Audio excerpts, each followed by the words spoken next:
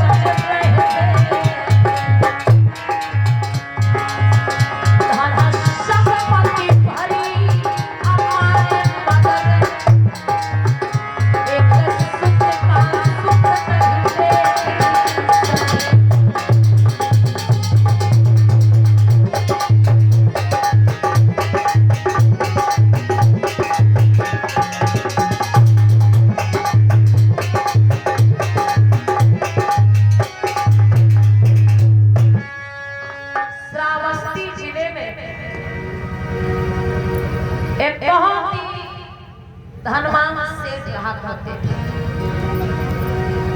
अपार धन संपत्ति थी उनके पास, लेकिन उनकी पत्नी के द्वारा कोई संतान का जन्म नहीं हुआ।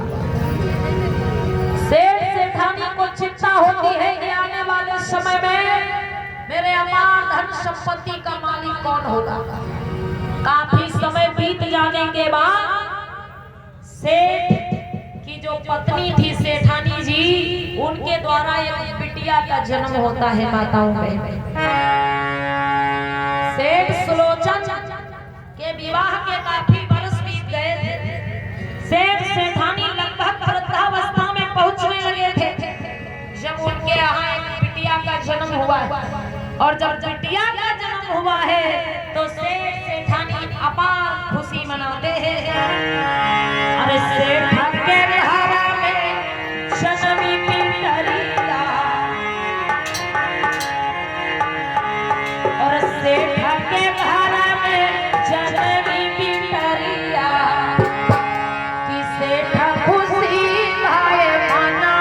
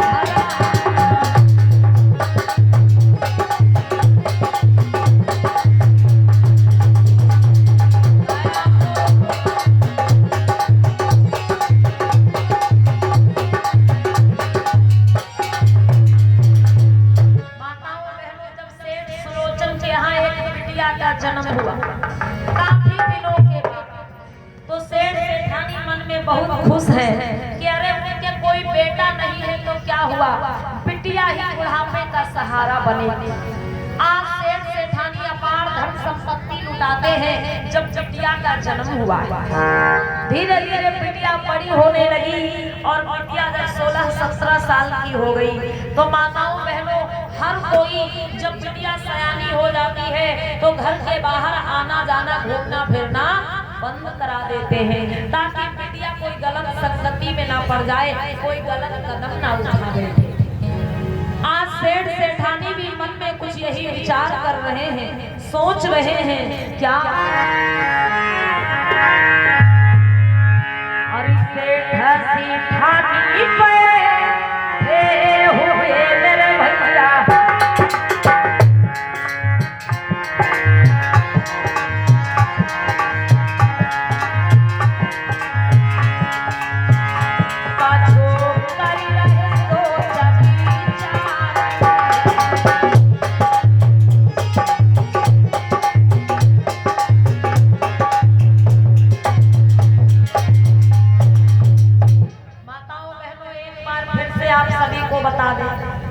थोड़ा हमारी बात भी सुन लीजिए। ये जो कथा आपको हम बताने के लिए दिखाने के लिए जा रहे हैं, इसका उद्देश्य कोई मनोरंजन नहीं है। इसका उद्देश्य क्या है?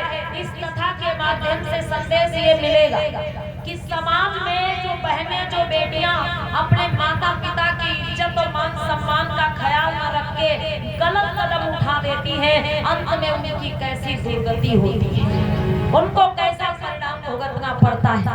आज सेठ सेठानी की जो बिटिया है माताओं बहनों, एक ही बिटिया है और वो भी बड़े दिनों के बाद बिटिया का जन्म हुआ है।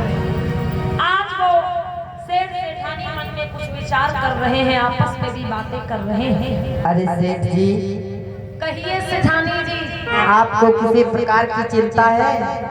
चिंता? हाँ। अरे हमें किस प्रकार की चिंता होगी भला? अरे अपनी जो बेटी है ना, हाँ हाँ। अब सियानी हो गई है। अच्छा। इसको घर के बाहर आना जाना बंद किया जा रहा है सेठ जी। अपनी जो बेटी है ना, वो घर के बाहर नहीं जा सकती है। उसको जो कुछ चाहिए घर में ला करके मैं दूंगी। अच्छा। हाँ सेठ जी। तो सेठानी हमें काहे बता रही हो, बिटिया को बताओ। अरे तुमरे एक तो पल्ले ना पड़े तो तुमको समझाना पड़ती है हमका। अच्छा। हाँ तो बिटिया को बुलाओ, बिटिया को समझाओ। ठीक है सेठ जी। अरे बेटी श्यामा, ओ बेटी श्यामा। बिटिया को आवाज लगाई और तुरंत बिटिया को पास में बुला लिया। आरे तेरे सुनी है सब मैया की, तो बिटिया ने तीनों है कदम बढ़ा।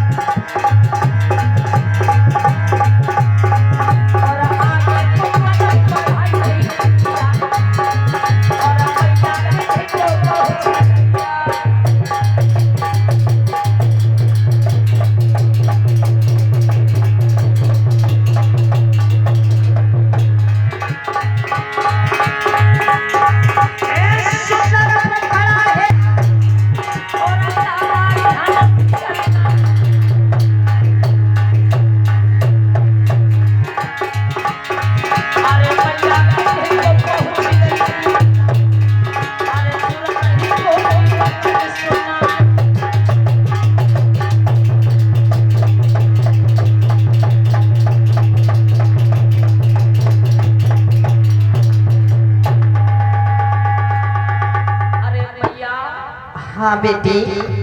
बोलो, किस लिए मुझको अपने पास बुलाई हो? देखो बेटी, मैंने आपको अपने पास में इसलिए बुलाई है कि बेटी जब तुम छोटी थी तो अपनी सखी सहेलियों के साथ में बाग बगीचों में घूमने के लिए जाया करती थी बेटी। लेकिन अब तुम सियानी हो गई हो, अब तुम घर के बाहर नहीं जा सकती हो। जो कुछ तुमको चाहिए वो हम ला के देंगे और तुम्हारे पिताजी ला करके देंगे। ठीक है बिटिया? ठीक मैया। अरे सेठ जी, आपको कुछ समझाए दो बिटिया के यहाँ।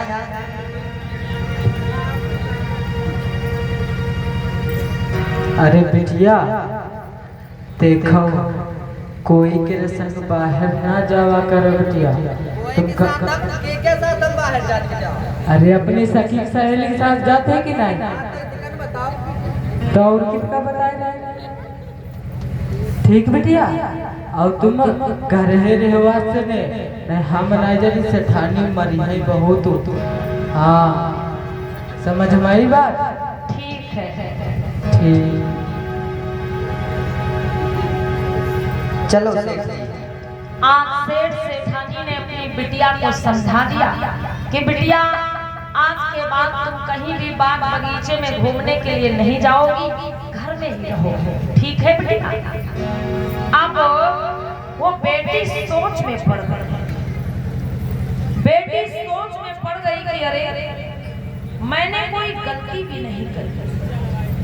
आखिर मेरे माता पिता ने मेरा घर के बाहर आना जाना क्यों बंद करा दिया? आरे सोचती बिटिया सेठा की मेरे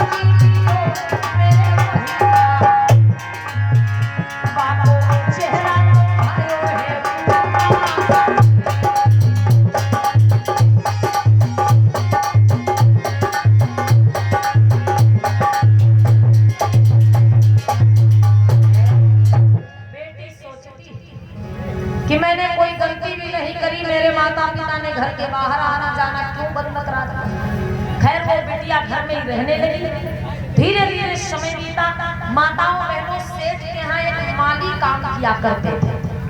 माली का एक बेटा था, बेटा का नाम था सुधाकर। तो एक दिन वो माली जो था बीमार हो गया। अब उसने अपने बेटा को बुलाया और कहा कि बेटा जाओ बाग से फल फूल साग सब्जियां तोड़ लो और सेठ के महलों में जाके दे आओ। आज वो बेटा फल फूल साग सब्जियां तोड़ता है और चल पड़ा है लेकर के। और इसी बीच में ये संजय टेंट हाउस महुआ की तरफ से, संजय टेंट हाउस महुआ की तरफ से रचित गौतम सिद्धांत जी की तरफ से व अंजलि देवी गौतम संजय टेंट हाउस महुआ की तरफ से व मास्टर सर्वेश कुमार जी बड़े भाई की असीम कृपा माननीय संजय टेंट हाउस महुआ की तरफ से, ये भाई संजय टेंट हाउस की तरफ से महुआ से संजय भैया के परिवार की तरफ से ये 400 राष्ट्रीय मुद्राओं की सम्मान राशि मंच पर प्रदान हुई है। एक बार जोरदार तालियां संजय टेंट हाउस के लिए बजा दीजिएगा। ये जो टेंट की व्यवस्था यहाँ पर उपलब्ध है ये संजय टेंट हाउस महुआ की तरफ से है। भाई अगर किसी को आवश्यकता पड़ती है तो आप लोग जरूर संपर्क करें संजय टेंट हाउस महुआ से। एक बार जोरदार तालियां बजा दीजिएगा आप लोग के लिए। बहुत बहुत धन्यवाद। शाबाश। और ये माननीय संजय भैया जी जो हैं टेंट हाउस के मालिक, ये माननीय संजय भैया जी ने 5000 राष्ट्रीय मुद्राओं की रसीदें भी काटी है इस कार्यक्रम के लिए। तो भाई बहुत बहुत धन्यवाद है संजय भैया जी का। एक बार जोरदार तालियां संजय भैया के लिए। आज माताओं बहनों, माली का जो बेटा है सुधाकर, भाई उस माली का काम था रोज फल फूल साग सब्जी लेके सेठ के महलों में आना, लेकिन वो माली बीमार हो गया तो उसने अपने बेटा को भेजा। बेटा फल फूल साग सब्जी लेकर के चला है।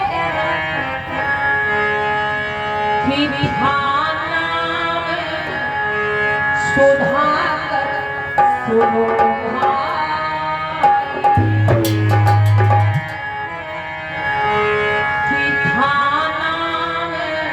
सुधाकर सुनो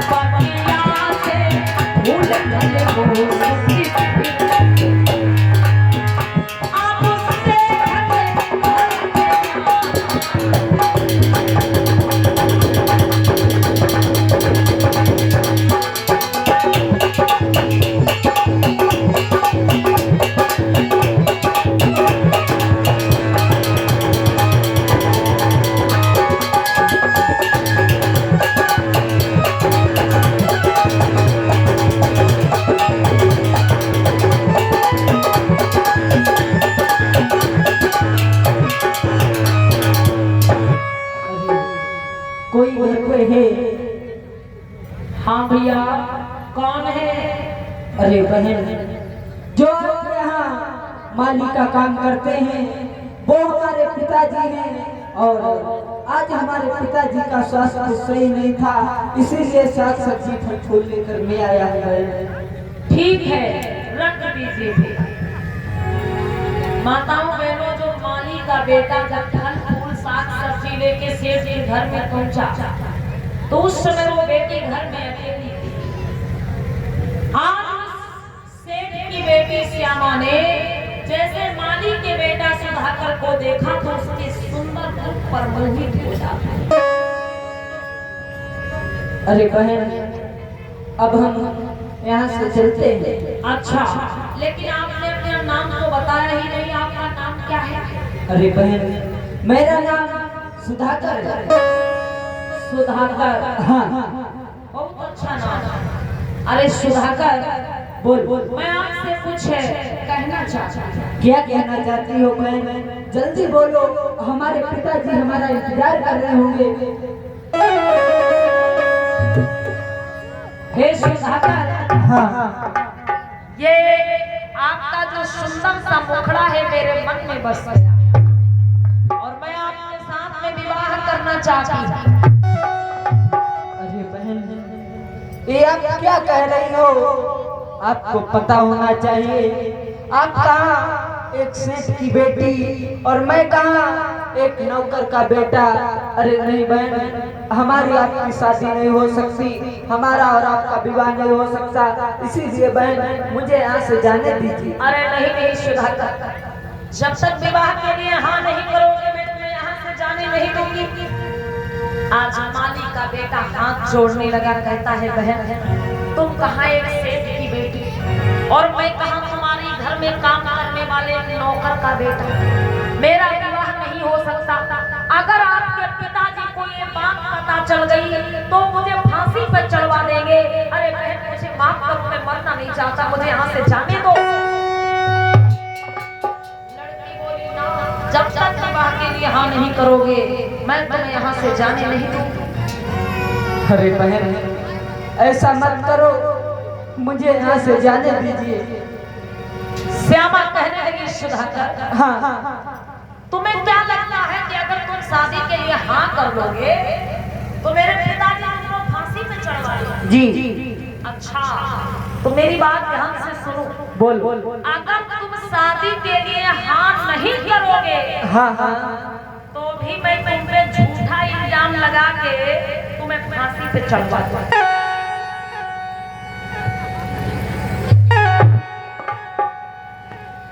तो बहुत बड़े चक्कर में फंसे। जो शादी के लिए हाँ करते हैं तो भले कुछ दिन जी जाइए, कुछ दिन जिंदा रहे, और मना कर देते हैं तो फिर तो आज ही कल में फांसी हो जाएगी। तो इसे अच्छा है शादी के लिए हाँ कर दो तो भले 2-4 हफ्ता जिंदगी बढ़ी जाए। भलाई है, ठीक है। आज सुधाकर ने शादी के लिए हाँ कर। ठीक है बहन, ठीक है। अरे माफ करो, गलती हो गई देवी जी। ठीक है, अब हम आपसे शादी करने के लिए तैयार हैं। आज मजबूर होकर के, मजबूरी में सुधाकर ने शादी के लिए हाँ कर दिया। लेकिन माताओं बहनों सोचो, सेठ सेठानी ने बिटिया का घर के बाहर आना जाना क्यों बंद किया? इसलिए कि बिटिया कोई गलत कदम ना उठा बैठे। आज बिटिया महलों के अंदर रहकर भी एक गलत कदम उठा चुकी है और सेठ सेठानी को कुछ पता नहीं। सेठ सेठानी को चिंता है इस बात की कि उनकी बिटिया अब सयानी हो गई है और बिटिया का विवाह कर देना चाहिए। एक सेठ सेठानी यही बातचीत कर रहे हैं।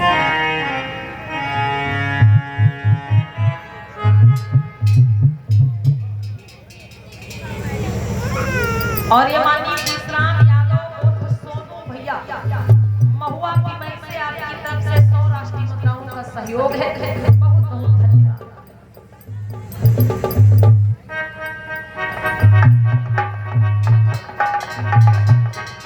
अरे सेठ जी, कहो सेठानी जी, तुमको किसी प्रकार की चिंता है या नहीं है? चिंता? हाँ, हमें काहे की चिंता होगी? हमारे पास काहे की कमी है जो हमें चिंता होगी? अरे अपनी बिटिया सियानी हो गई है। अच्छा, हाँ, अब दिमाग को आवा।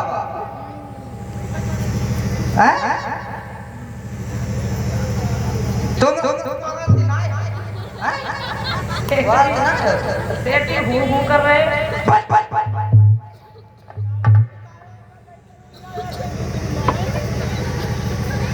तुमका कोई चिंता है?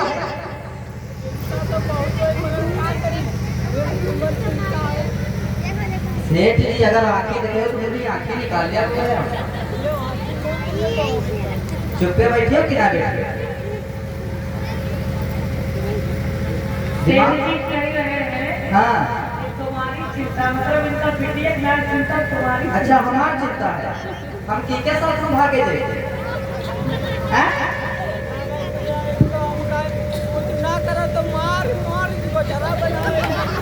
पर जो करे तो तुमको मार कर यार।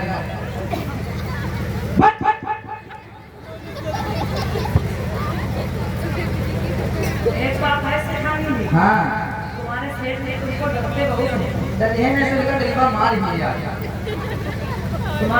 तुम्हें बहुत डरते हैं सेठ जी। हैं? का हम बताए का बताए? ये सेठानी भी हाँ इस सेठ जी तो बहुत सीधे साधे हैं। और का बताए? तब तुम देखे का तुम क्या तू पाले पड़ गए? सेठानी भी हाँ हमें लगता है हाँ बैठ जाओ सेठ जी, बैठ जाओ। ना बैठो तो बैठ पर पेट बोली हम इसके। अरे हम सेठानी कुछ कहे, हाँ हमें लगता है सेठ जी के धन पर तुम्हारी शादी हुई गई है। हाँ धने पर जोड़ी गए और लो पर गुली के दिल का अच्छा तो तुम दुखी हो कहाँ सेठ जी से? बहुत दुखी है निकाल के तुम्हें करती हो? अरे रो ना सेठ जी, चुप करो सेठानी। हाँ देखो ना खरो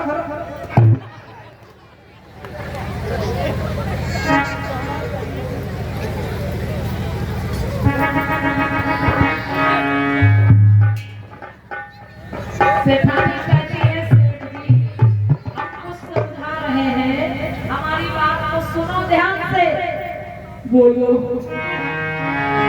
कि बिटिया हुई गई सयान, अरे बिटिया हुई गई सयान, ढूंढिला सजना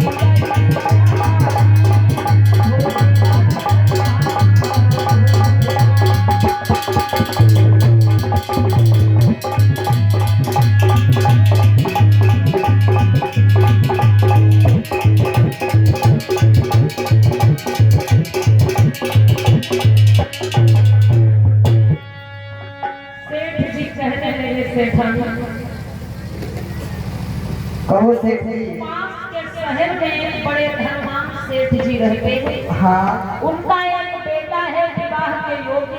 हाँ सेठ हम जी। अभी उनके पास चिट्ठी भेज करके और बिटिया की शादी पक्की करते हैं। हाँ सेठ जी। चलो सेठ चलिए।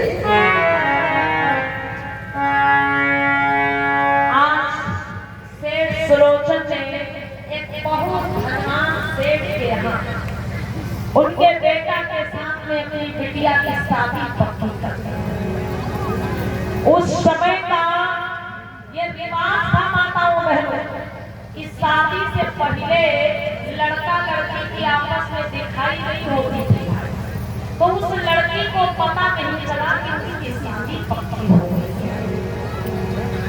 धीरे धीरे जब सेठ सुलोचन ने अपनी बेटी की शादी की तैयारी शुरू कर दी, तब उस बेटी को पता चला कि उसकी शादी हो रही है। वो तुरंत उस माली के बेटा से जाकर के मिली और कहती है कि मेरे पिताजी ने मेरा विवाह दूसरी जगह पक्का कर दिया है, लेकिन मैं दूसरी जगह से विवाह नहीं कर सकती।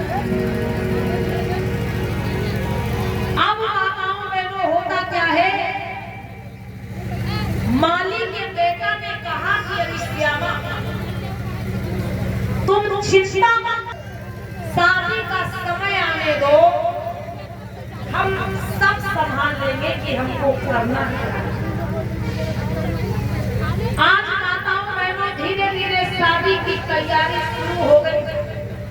अब सोचो, जिस पिता की एक ही बेटी होती है, वो पिता अपनी बेटी की शादी में कितनी तैयारियां करता है। सेठ सुलोचन के तो एक ही बेटी है, दूसरी कोई संतान नहीं है। अरे बड़ी धूमधाम से वो बिटिया की शादी की तैयारी में लगे हैं और धीरे धीरे धीरे धीरे बारात का दिन आ गया। माताओं बहनों बड़ी धूमधाम से बारात दरवाजे पे आई और हुआ क्या कि जब द्वारे पर आया तैयारी,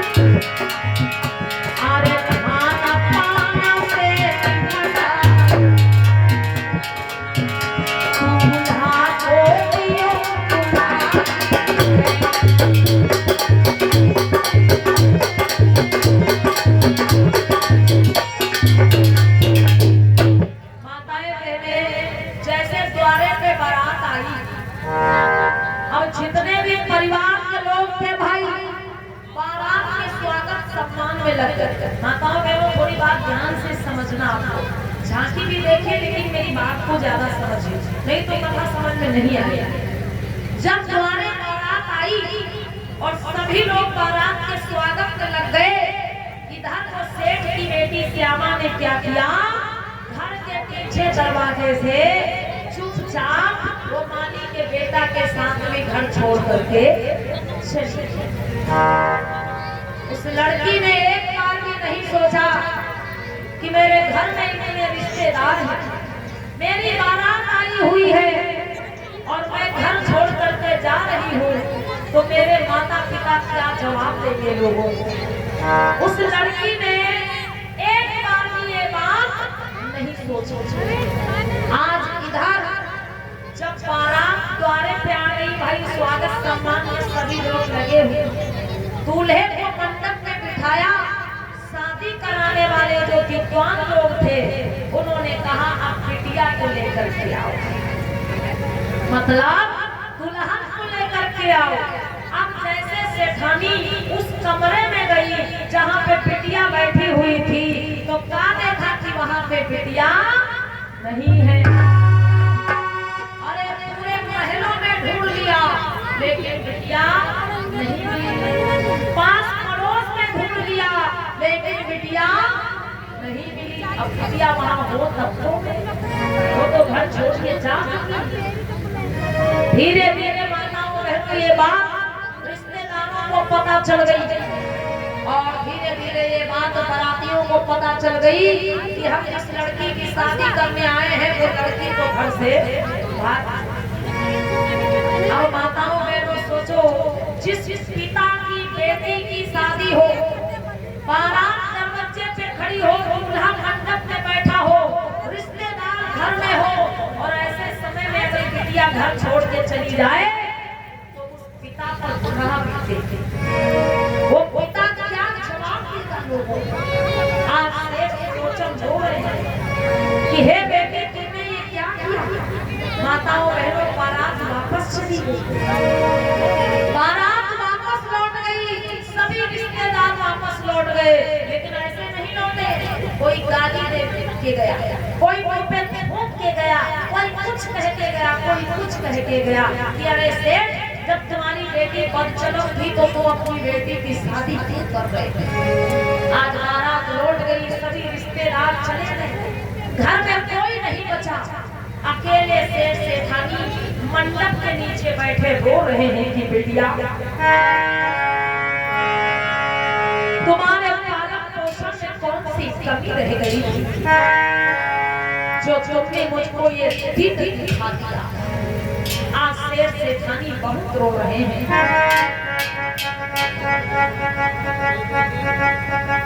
और ये माननीय मास्टर सर्वेश कुमार जी महुआ पिमई से, माननीय रामचंद्र जी, माननीय ऋषि प्रधान जी करैया से, माननीय रचित गौतम जी महुआ पिमई से, संजय टेंट हाउस सहारू से आपकी तरफ से भाई ये 100 राष्ट्रीय मुद्राओं की सम्मान राशि आई हुई है। बहुत बहुत धन्यवाद।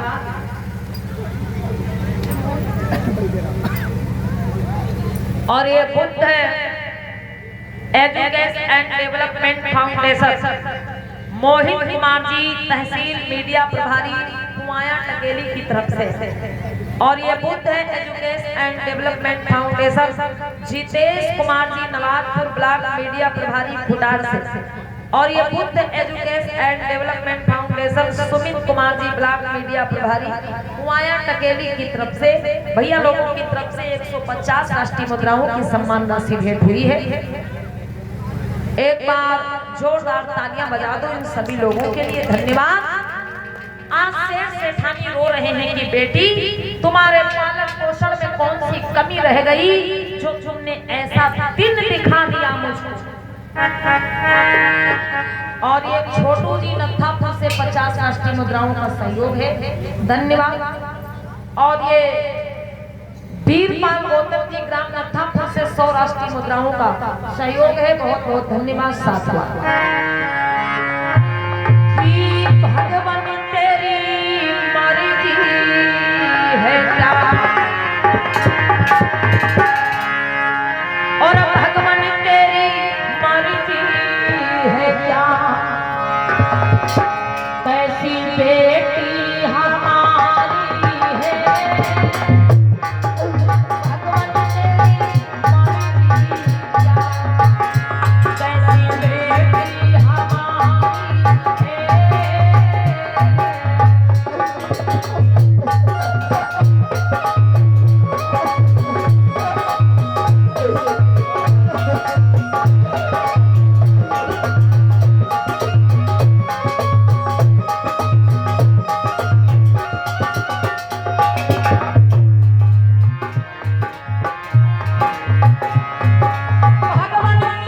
मर्जी क्या, कैसी बेटी हमारी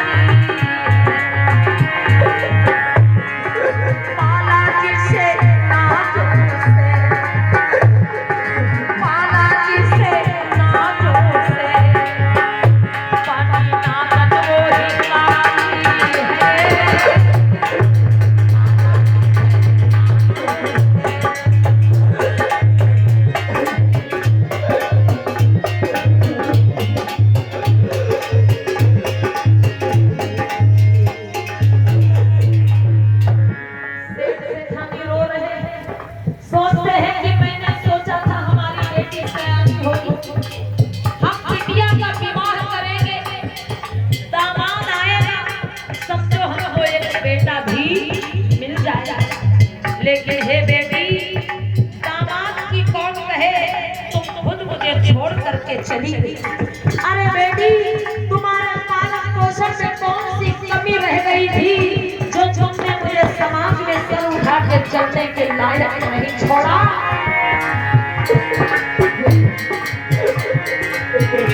मैंने सोचा था मन में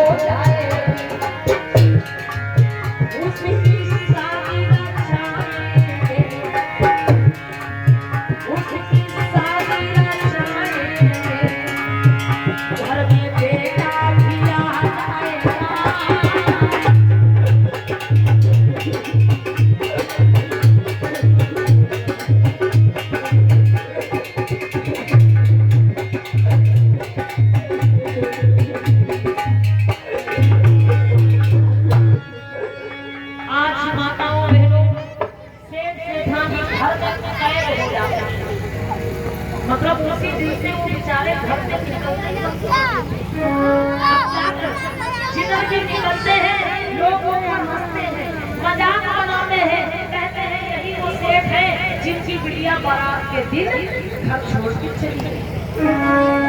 अब बेचारे लोग लाज के मारे, लोगों के तानों के डर से वो घर से निकलना ही बंद कर देते हैं, घर में ही कैद रहते हैं।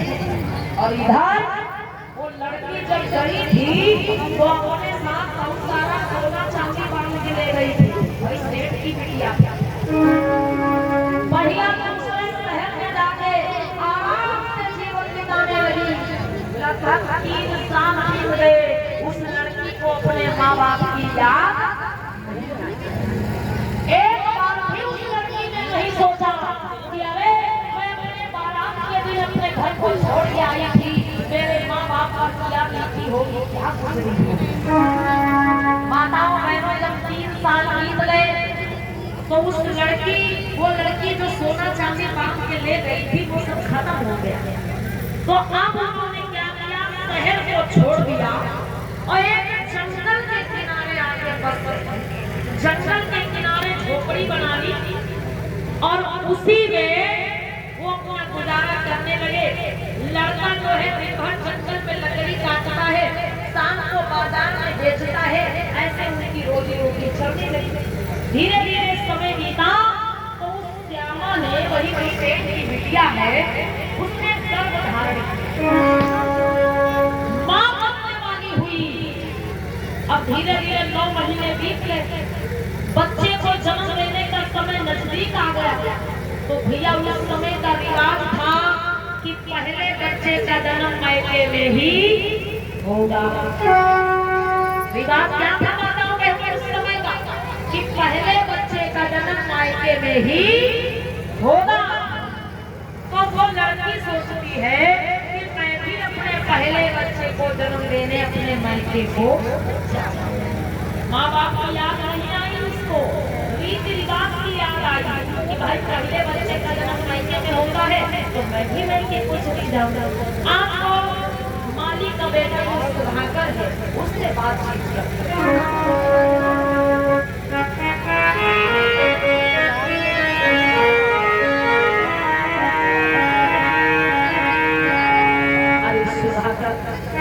हाँ बोलो श्यामा। आपको तो पता है क्या कि अपने यहाँ का रीति रिवाज है कि पहले बच्चे का जन्म मायके में होता है। हाँ हाँ बच्चे को जन्म देने भी है। मैं ये सोचती हूँ कि मैं भी अपने पहले बच्चे को जन्म देने के लिए अपने मायके को जाऊँ। अरे श्यामा, हाँ ये तुम क्या कह रही हो? तुम्हें पता होना चाहिए कि जिस दिन तुम्हारी बारात थी उसी दिन तुम हमारे साथ में आई थी। अरे श्यामा, अगर मैं आपके मायके चलता हूँ तो आपके परिवार के लोग, आपके माता पिता आपको भले ही माफ कर दें, लेकिन मुझे तो मार डालेंगे। इसीलिए श्यामा, हमारी बात मानो और घर पे रहो, यही रहो, जो होगा देखा जाएगा। श्यामा, वो लड़का समझाता है कि श्यामा तुम अपनी बारात के दिन घर छोड़ के आई थी, अगर अब मायके जाओगी तो आपके माता पिता आपको भले छोड़ दें लेकिन वो मुझको जिंदा नहीं छोड़ेंगे। इसलिए मायके ना जाओ, यहीं पे रहो। लड़की जिद्दी थी, बोली तुम नहीं जाना चाहते मत जाओ, मैं खुद जा रही हूँ, अकेली जा रही हूँ, मेरे पीछे मत आना।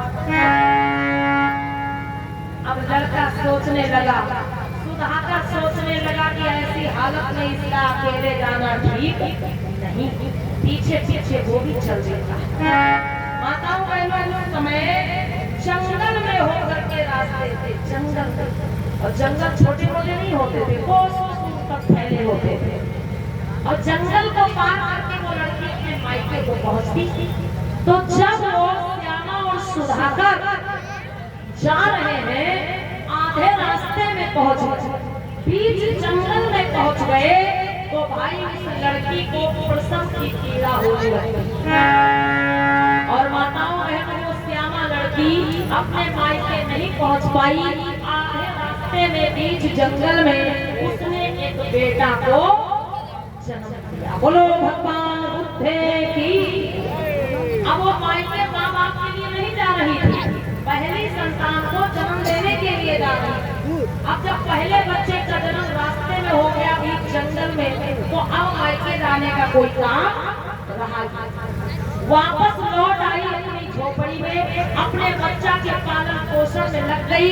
बेटा धीरे धीरे बड़ा होने लगा, 3 साल का बेटा हो गया।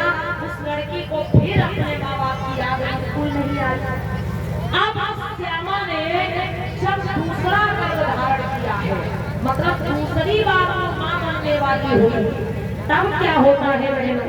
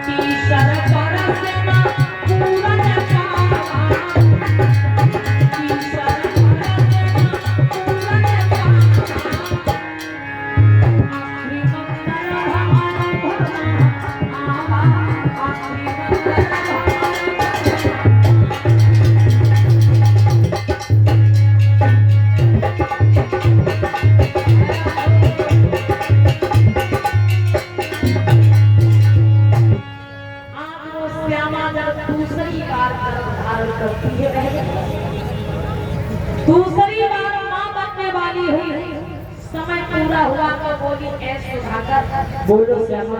देखो पहली बार मैं अपने बच्चे को जन्म देने अपने मायके नहीं पहुँच पाई, हाँ, लेकिन इस बार मैं अपने बच्चे को जन्म देने अपने मायके को जाऊंगा।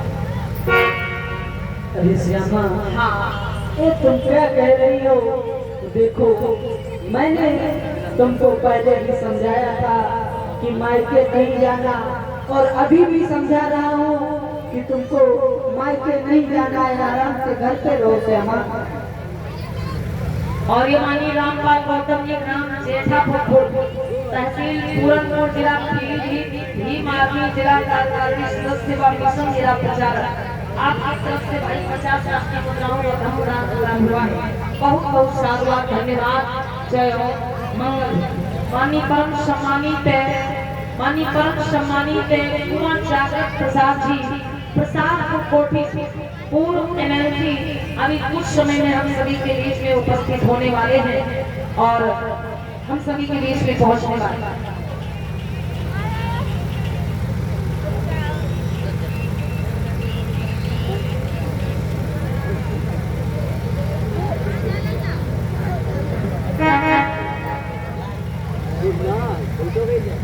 गाना भेजो, गाने नहीं होना।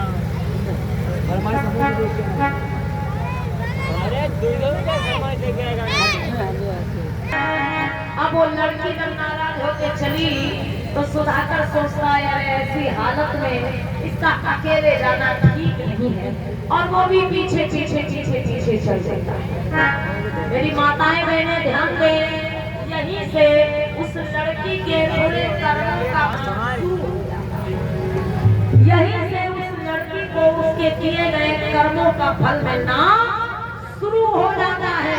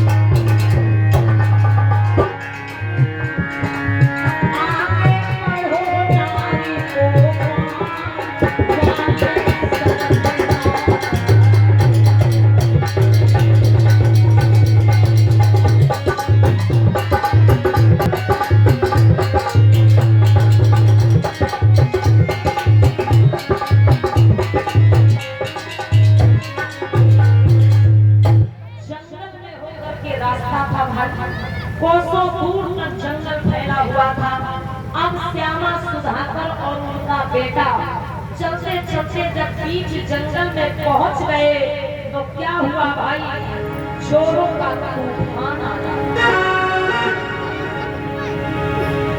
जब वो बीच जंगल में पहुंचे, भयंकर तूफान आ गया। ऐसा तूफान आया कि वृक्ष उखड़ उखड़ के गिरने लगे।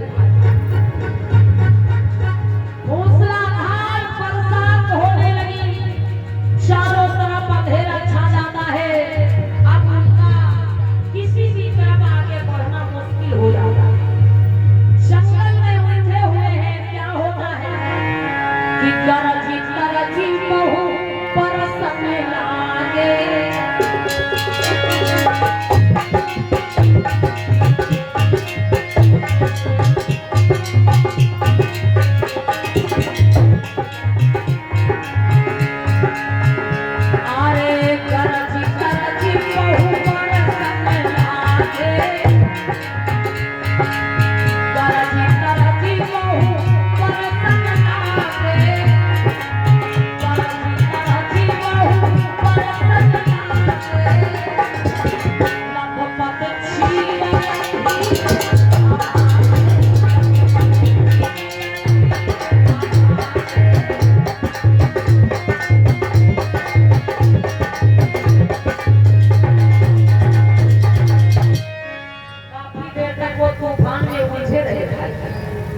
माताओं बहनों, तूफान चल रहा है, बारिश हो रही है, चारों तरफ अंधेरा छाया हुआ है, आगे उनको रास्ता नहीं दिखाई दे रहा है। इतनी मुसीबत उनके लिए कम नहीं थी रहे, इतनी मुसीबत कम नहीं थी, एक मुसीबत और आ गई। वो मुसीबत कौन सी आ गई कि उस श्यामा को प्रसव की पीड़ा होने लगी। अरे सुधाकर, मेरे लिए कुछ छाया की व्यवस्था करो, नहीं तो मेरे प्राण निकल जाएंगे सुधाकर। अब उस लड़की को, श्यामा को प्रसव की पीड़ा होने लगी, बहुत घबरा जाता। अरे श्यामा, ऐसा करो, आप रुको और देखो, आपके लिए जाकर छाया की व्यवस्था करता हूँ श्यामा। धीरे धीरे तूफान तो बंद हो गया माताओं बहनों, लेकिन बरसात तो बंद नहीं हुई। अब वो सुधाकर सोचता है कि जंगल से निकलना बड़ा मुश्किल है, ऐसा करता हूँ इसी जंगल में कुछ छाया की व्यवस्था कर देता हूँ ताकि बच्चे का जन्म हो जाए।